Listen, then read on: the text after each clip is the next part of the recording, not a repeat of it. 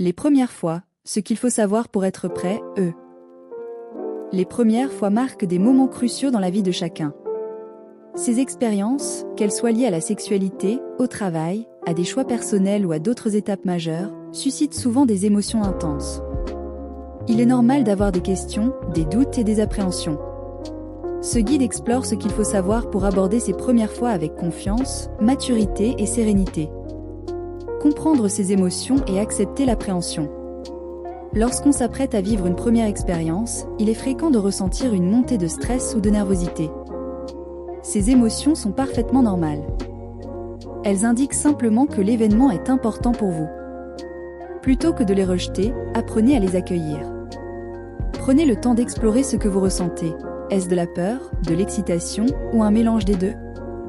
Cette introspection vous aidera à mieux comprendre vos besoins et à vous préparer mentalement.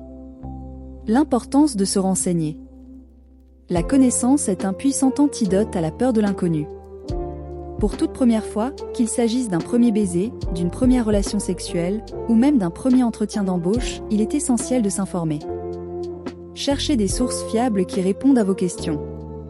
Par exemple, pour les premières expériences sexuelles, comprendre le consentement, la communication avec son partenaire et la protection contre les IST et les grossesses non désirées est primordiale.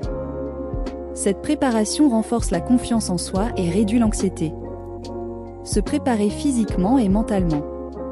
Une préparation adéquate ne concerne pas seulement le savoir, mais aussi l'état d'esprit. Posez-vous des questions importantes. Pourquoi souhaitez-vous vivre cette expérience ? Est-ce un choix personnel ou une pression extérieure ? Si vous êtes prêt, vous le saurez en ressentant un sentiment de calme et de certitude. Si vous avez encore des doutes, donnez-vous le temps de réfléchir. Pour des premières fois physiques, comme la sexualité, prenez soin de votre corps, adoptez une hygiène adaptée, discutez des attentes avec votre partenaire et envisagez des moyens de vous protéger.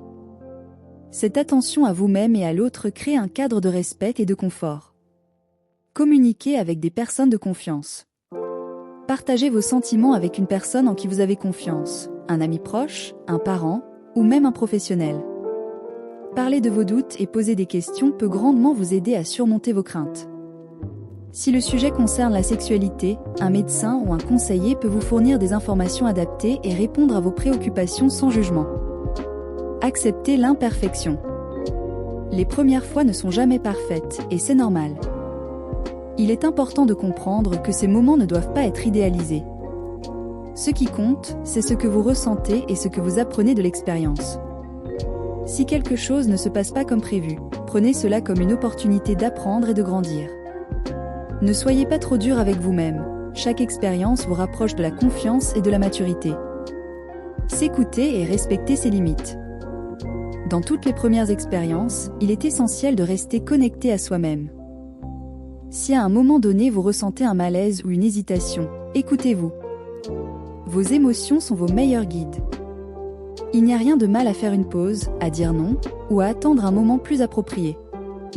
Respecter vos limites vous permet de vivre l'expérience dans un cadre de sécurité et de respect.